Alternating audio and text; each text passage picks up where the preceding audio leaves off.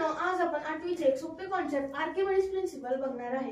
त्या कॉन्सेप्ट मध्ये काय आहे, फक्त आपल्याला इरेग्युलर ऑब्जेक्टचं व्हॉल्यूम कसं फाइंड करायचं हे आपल्याला सांगतात। आता इरेग्युलर ऑब्जेक्टचं व्हॉल्यूम फाइंड करायला आपल्याला एक सिलेंड्रिकल शेपची गरज आहे। या सिलेंड्रिकल शेप मध्ये आपण एका पर्टिक्युलर हाईट पर्यंत पाणी भरून घेतलंय। मित्रांनो, पहिले आपण ही हाईट मेजर करून घेऊ।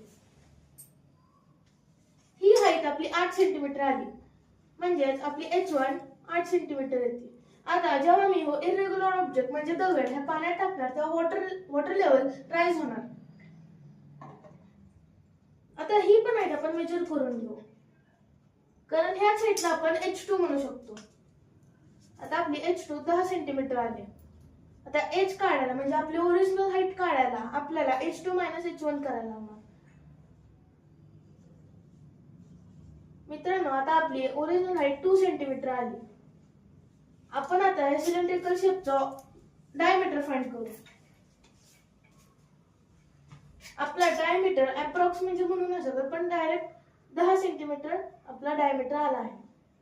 आता आपला रेडियस डायमीटरचा हाफ असतो, म्हणून आपण रेडियस 5 सेंटीमीटर धरू।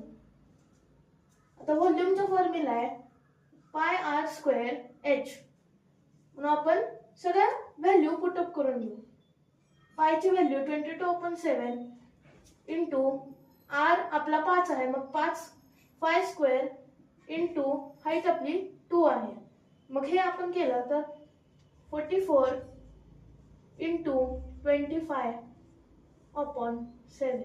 आता इथंच आपलं 44 इंटू 25 इज इक्वल टू 1100/7। आता हेच आपलं कॅल्क्युलेशन 157.14 येतं।